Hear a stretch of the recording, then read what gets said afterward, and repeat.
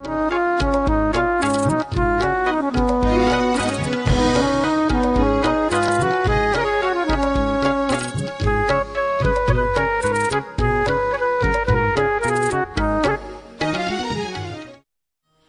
विदेश से समागत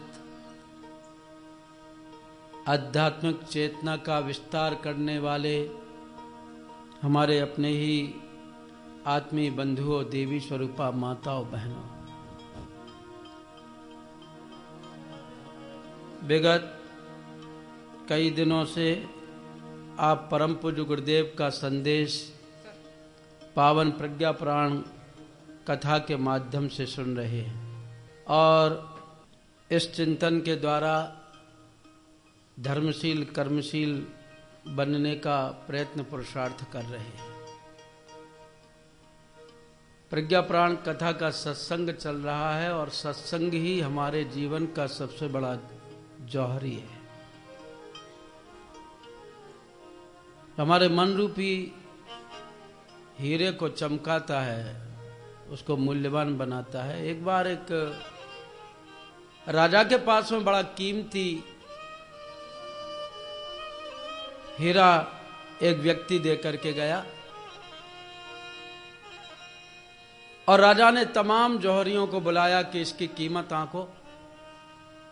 किसी ने कुछ कहा, किसी ने कुछ कहा, किसी की बात राजा को समझ में नहीं आई। तब एक बूढ़ा जौहरी आया और उसने कहा, मैं इसकी बिल्कुल जो कीमत होगी वही कीमत बतलाऊंगा। और उसने कहा कि इस हीरे की कीमत 99 लाख रुपए। 99 लाख? हाँ, इस हीरे की कीमत 99 लाख रुपए का। कैसे? तो उसने 100 कांच के टुकड़े बुलवाए और कांच के टुकड़ों के बीच में उस हीरे को रखा। तो राजा ने देखा कि 99 कांच के टुकड़ों पर तो हीरे का प्रकाश पड़ रहा था, लेकिन एक टुकड़े पर हीरे का प्रकाश नहीं पड़ रहा था। राजा बड़ा खुश हुआ कि कितना पार की, कितना बढ़िया जौहरी है ये, इसको पुरस्कार दिया जाए। राजपुरोहित को बुलाया गया, महाराज इसको क्या पुरस्कार दें, इसने कितना बिल्कुल हीरे की परख कितनी की है, कितना जौहरी है, ये जानकार है, बताइए आप। तो उस ऋषि ने, उस पुरोहित ने कहा कि महाराज इसके सिर पर धूल डाल दो, यही इसका पुरस्कार है। कहा, ये क्या कहते हो? क्यों? ये कंकड़ पत्थरों की पहचान करना जानता है, लेकिन इसने अभी तक सत्संग रूपी हीरे की परख नहीं की कि वो सत्संग रूपी हीरा कितना अधिक मूल्यवान है, जिससे कि एक दो नहीं हजारों हीरों की पहचान कर ली जाती है और हजारों करोड़ों लाखों व्यक्तियों को जिससे लाभ पहुंचता है। बंधु, उस सत्संग की ओर हमारा ध्यान नहीं जाता, उस सत्संग के हीरे की परख हम नहीं कर पाते और हमारा जीवन कांच जैसा बना रहता है। इसलिए सत्संग के माध्यम से हम अपने जीवन को निखारें। सत्संगति मुद मंगल मूला, वंदे वेद मातरम। सत्संगति मुद मंगल मूला, वंदे वेद मातरम।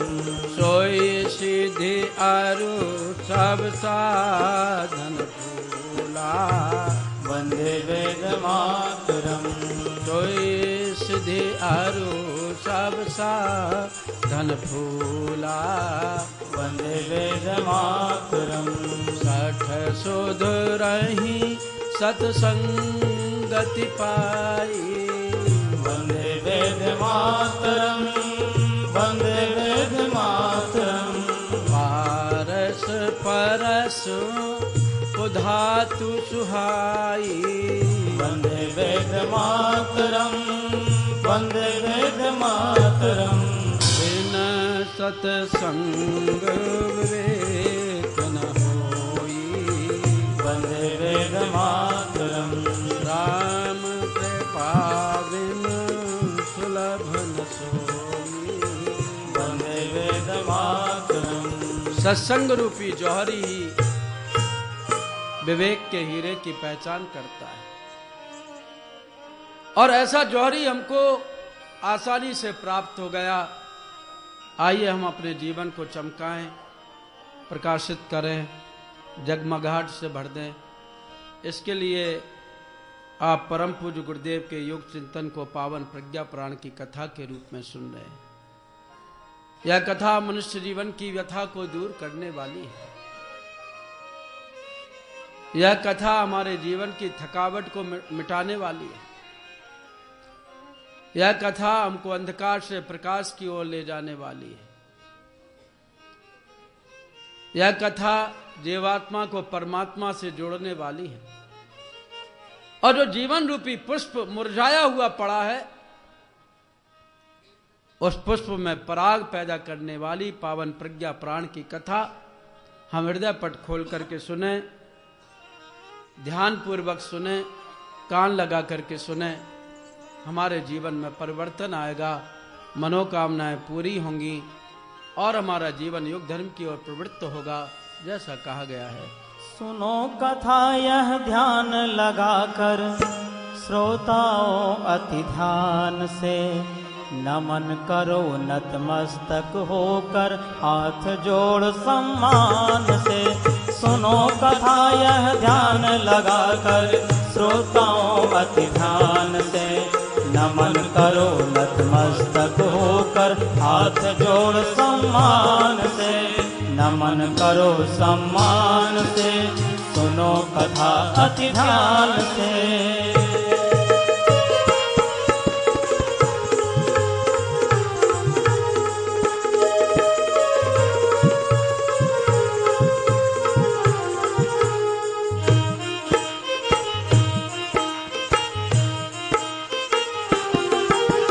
धर्मनिष्ठ श्रद्धालु साधकों आवो आसन ग्रहण करो। धर्मनिष्ठ श्रद्धालु साधकों आओ आसन ग्रहण करो। युग ऋषि के अमृत विचार को श्रद्धा से सब श्रवण करो। युग ऋषि के अमृत विचार को श्रद्धा से सब श्रवण करो। भर जाएगी सबकी झोली हो, भर जाएगी सबकी झोली गुरुवर के अनुदान से। नमन करो नतमस्तक होकर, हाथ जोड़ सम्मान से, नमन करो सम्मान से। सुनो कथा अति ध्यान से।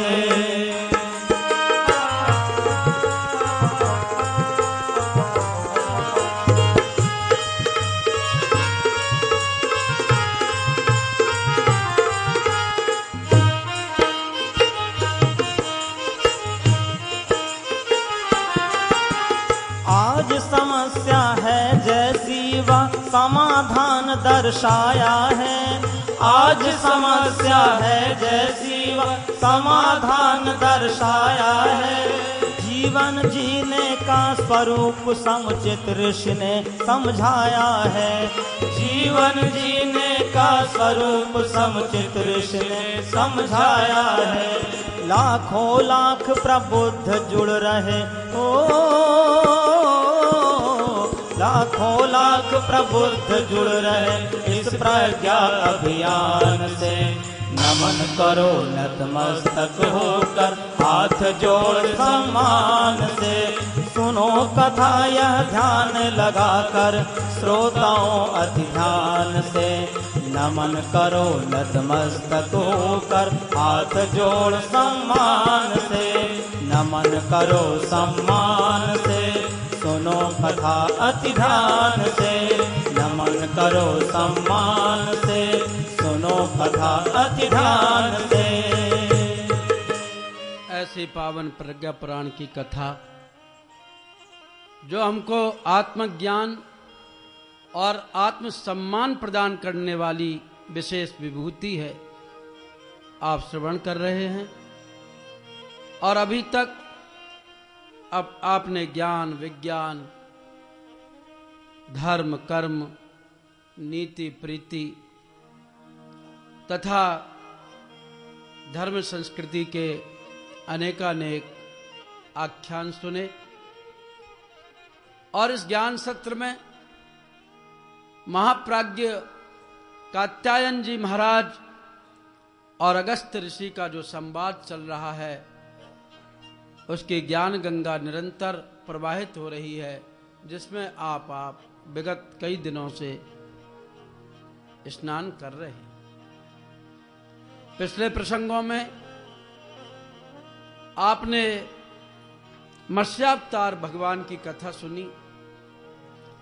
ये 3 अवतारों की कथा समुद्र से जुड़ी हुई कथा है, क्योंकि जल से ही दुनिया पैदा हुई है, जल जीवन है और जल से ही विनाश होता है। जल तत्व हमारे जीवन में जब हावी होता है तो व्यक्ति विनम्र बनता है, और जल तत्व सूख जाए आदमी भी शुष्क बन जाता है, रूखा बन जाता है। जल तत्व से जुड़े 3 अवतार हैं। मत्स्यावतार अणु से विभु बनने की प्रेरणा हमको प्रदान करते हैं। मन को भगवान की ओर कैसे लगाएं? मत्स्य को मछली का प्रतीक माना गया, आपने कथा में सुना। और कल की पावन कथा में आपने कच्छप अवतार की बात सुनी। कच्छप अवतार ठोस, मजबूत, हमारे जीवन के कुछ मजबूत आधार हों। ऐसा नहीं कि गंगा गए तो गंगादास और जमुना गए तो जमुनादास। ऐसा होगा तो हम सैद्धांतिक जीवन नहीं जी सकेंगे, आदर्शों का जीवन नहीं जी सकेंगे। क्षणे रुष्टा क्षणे तुष्टा, रुष्टा तुष्टा क्षणे क्षणे। यह जीवन अधैर्य का प्रतीक है, लेकिन कच्छप धैर्यवान है। कछुआ की पीठ बड़ी मजबूत होती है और उस पीठ पर उन्होंने मंदराचल पहाड़ जैसा वजन सहन कर लिया। कछुए के अंग बड़े कोमल होते हैं और कोमल अंग जल्दी लचकते हैं, जल्दी विषयों की ओर जाते हैं। इसलिए जैसे कछुआ अपने सारे अंगों को अपनी पीठ के नीचे समेटकर सुरक्षित हो जाता है, वैसे ही मनुष्य ध्यायते विषय पुंसान संगस्ते सुपजायते, अपनी इंद्रियों को भी आत्मा की ओर, परमात्मा की ओर आकर्षित करके भगवान के संरक्षण में हम मजबूत बन जाएं। कच्छप भगवान ने हमको यह दिग्दर्शन दिया। आस्था का प्रतीक है कच्छप। आजकल तो हमारी आस्थाएं बहुत जल्दी जल्दी हटती रहती हैं। एक आदमी ने कहा कि भाई किसका पूजन करते हो? उन्होंने कहा हम तो साहब पूजन करते हैं राम जी का। बहुत बढ़िया, राम जी का पूजन किया करे, लेकिन कृष्ण भगवान मुरली मनोहर हैं, जल्दी प्रसन्न होते हैं, इसलिए कृष्ण का पूजन करो। तो कृष्ण का पूजन करने लगा। कोई और बाबा जी आ गए, उन्होंने क्या करते हो? कहा कृष्ण का पूजन करते हैं। कहा कृष्ण का नहीं, हनुमान जी का करो। हनुमान जी का अगर नाम लोगे तो भूत पिशाच निकट नहीं आवे, महावीर जब नाम सुनावे तुम बिल्कुल तगड़े हो जाओगे। तो महावीर भगवान हनुमान जी की पूजा करने लगा, हनुमान जी की मूर्ति रख ली। कोई बाबा जी आए, क्या करते हो? कहा हनुमान जी का पूजन करता हूं। कहा हनुमान जी की नहीं, दुर्गा मैया, उसकी पूजा करो, वो पहाड़ों वाली देवी है, जल्दी प्रसन्न होती है, मां बेटों का दुख दर्द जल्दी सुनती है। वो दुर्गा की पूजन करने लगा। कोई आकर अरे इसको छोड़ो, गणेश जी की पूजन करो, गणेश रिद्धि सिद्धि के प्रदाता है। वो गणेश जी की पूजा करने लगा। अब एक दिन गायत्री परिवार का भाई पहुंच गया देव स्थापना करने, दुपट्टा गायत्री मंत्र की डाल के, क्या करते हो? कहा गणेश जी की पूजा करता हूं। अरे गणेश जी को तो ऊपर उठा करके रखो, ये देव स्थापना कराओ, गायत्री की पूजा करो। गायत्री की पूजा करने लगा। बहुत दिन हो गए गायत्री माता प्रसन्न नहीं हुई, तो उसने सोचा ये गायत्री माता प्रसन्न क्यों नहीं हो रही हैं और मेरा दुख दर्द क्यों नहीं जा रहा है। तो वो अगरबत्ती लगा रहा था, तो उसने देखा कि ये अगरबत्ती की खुशबू ऊपर पहुंचती है और ये गणपति महाराज हैं, तो इनकी नाक लंबी और गायत्री की नाक छोटी है, इसलिए जो भी मैं अगरबत्ती लगाता हूं तो गणेश जी की नाक में जल्दी घुस जाती होगी, वो लंबी श्वास लेते हैं, इसलिए गायत्री माता प्रसन्न नहीं हो रही। तो उसने रुई का फुआ लिया और गणेश जी की सूंड में घुसा दिया, तो गणेश जी जल्दी प्रसन्न हो गए, एकदम प्रत्यक्ष प्रकट हो गए। भक्त बरमांग बरमांग बरमांग। तो कहा अरे मैंने तो ईर्ष्यावश आपकी नाक में रुई का फुआ लगाया, लेकिन आप प्रसन्न कैसे हो गए। कहा पगले तूने मुझे कब समझा था, तेरी आस्थाएं तो क्षण क्षण में बदलती रहती हैं, पल पल में तेरी निष्ठाएं परिवर्तित होती रहती हैं। तूने मुझे समझा कब कि मैं गणेश जी हूं, तू तो मुझे पत्थर की मूर्ति समझता था, लेकिन जब आज तूने ये समझा कि मैं गणपति हूं और तूने रुई मेरी सूंड में भरी तो मैं प्रकट हो गया। वास्तव में निष्ठा का परिचायक है, और ऐसी निष्ठा जब व्यक्ति के अंदर आती है तो कच्छप अवतार की सच्ची पूजा हो जाती है। ये कच्छप मजबूती का प्रतीक है, आस्था का प्रतीक है, निष्ठा का प्रतीक है। और आज के प्रसंग का शुभारंभ करते हुए योग ऋषि की लेखनी चलती है। अवतारस्तृतीयोद्भूत वाराहो युहदे स्वयं, हिरण्याक्षस्य दुर्धस्य प्रवृत्त्या संशयस्य याः, चकार समनं पूर्णमाधिपत्यस्य त्रस्य तस्य च, सुलभां संपदां चक्रे सर्वे भया करुणा परः। हे अगस्त सहित 87,000 ऋषियों, आप ध्यान पूर्वक कथा का श्रवण करें और भगवान के अवतारों के प्रसंग में तृतीय अवतार वाराह अवतार हुआ, जिसने हिरण्याक्ष की दुर्धर्ष संयम प्रवृत्ति से सीधा मल्ल युद्ध किया, आधिपत्य का समन किया और धरती की संपदा सर्वसाधारण के लिए दयालु प्रभु से सुलभ कराई। हिरण्याक्ष कौन,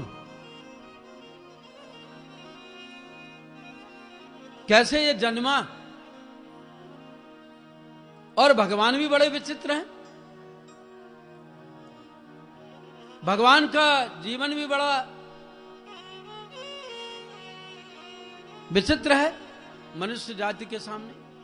कभी भगवान मछली बन रहे हैं, कभी कच्छप बन रहे हैं, कभी श्री राम और कृष्ण के रूप में आते हैं, कभी भगवान वामन अवतार में आते हैं।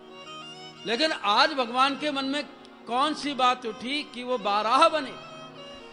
बाराह को हमारे देश में अच्छी दृष्टि से नहीं देखा जाता, लेकिन भगवान को इन सब कामों से क्या मतलब।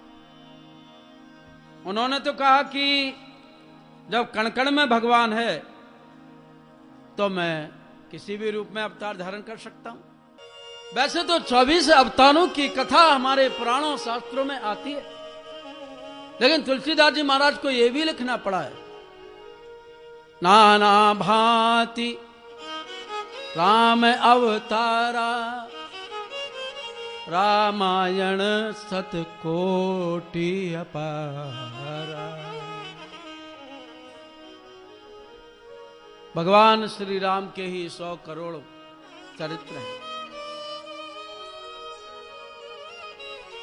हमने आपने तो 1-2 रामायणों के विषय में सुना है कि रामचरितमानस है, राधे श्याम रामायण है, तो वाल्मीकि रामायण है, तो अध्यात्म रामायण है, तो रामलला नेचू है, तो उत्तर रामायण है, तो दक्षिण रामायण है। लेकिन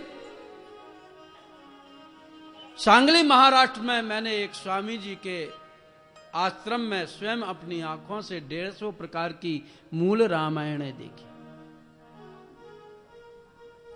भगवान के बड़े विचित्र अवतार हैं और चरित्र भी बड़े विलक्षण हैं, लेकिन वाराह रूप में भगवान को आने की क्या आवश्यकता पड़ी।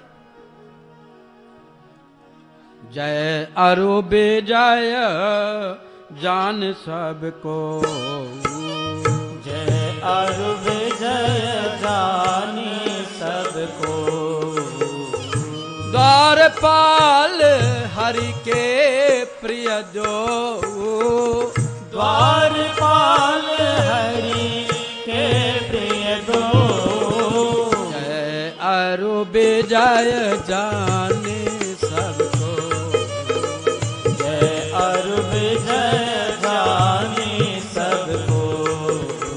विप्र श्राप ते दोनों भाई, विप्र श्राप ते दोनों भाई।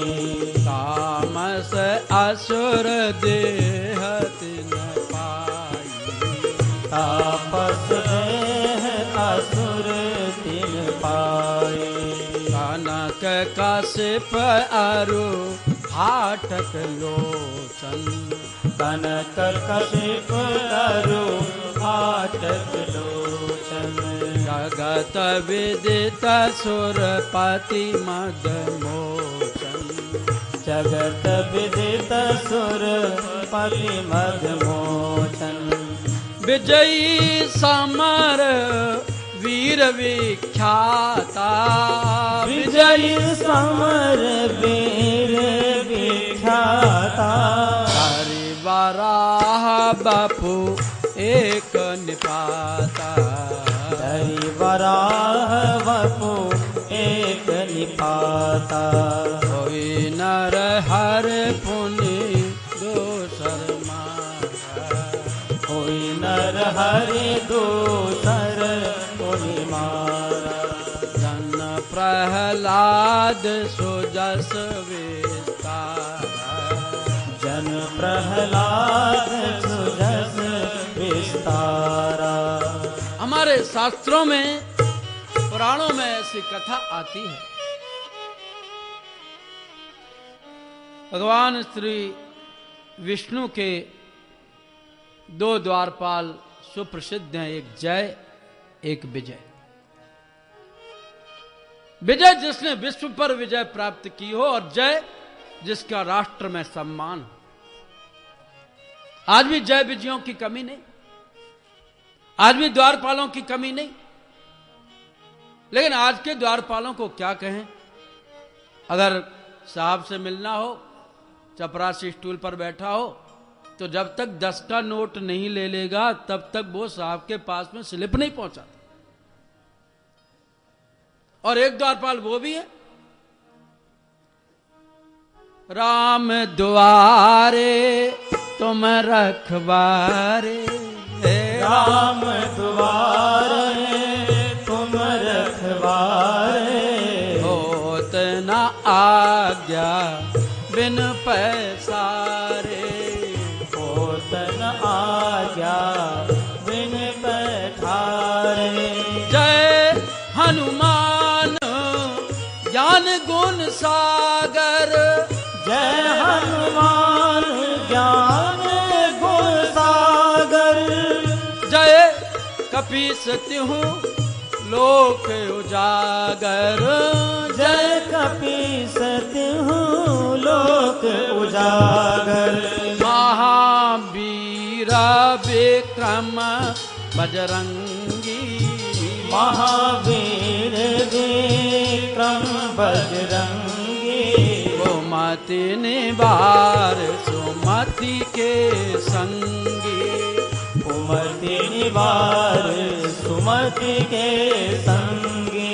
राम द्वारे तुम रखबारे, राम द्वारे तुम रखवारे।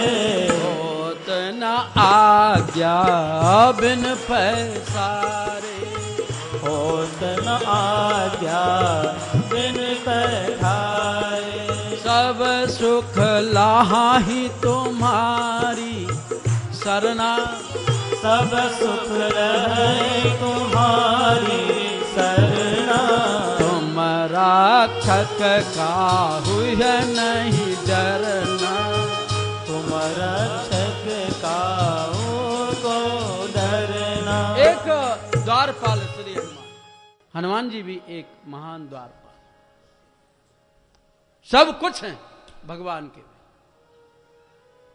आजकल के भी द्वारपाल होते हैं, चौकीदार होते हैं, जो खुद ही घर का भेद बता करके डाकुओं को घुसा देते हैं। आज तो बाढ़ ही खेत को खा रही है, रक्षक की भक्षक बन रहे हैं। पता नहीं कहां से दुर्बुद्धि जय विजय के अंदर भी आ गई, और दुनिया के सर्वश्रेष्ठ 4 ब्राह्मण, जिनको ब्रह्मा जी का मानस पुत्र कहा गया, महान ऋषि सनक सनंदन सनत कुमार, भगवान विष्णु के दर्शनों के लिए जब बैकुंठ आए। बैकुंठ किसे कहते हैं? जहां किसी प्रकार की कोई कुंठा ना हो, जहां कोई कुंठाग्रस्त ना रहे, वो बैकुंठ। और आपके परिवार में भी यदि किसी को किसी से कोई कुंठा ना हो, या आप अपनी वाणी के द्वारा किसी को कुंठित ना करते हो, तो आपको फिर विष्णु धाम या परम धाम जाने की जरूरत नहीं। फिर तो बंधुओं, हमारा घर ही बैकुंठ हो जाएगा। विष्णु कौन? वह जो सबकी आत्मा में संव्याप्त है, एक रस, एक शक्ति, एक चेतना में जो डूबा रहता हो, वह विष्णु। सनक सनंदन सनत कुमार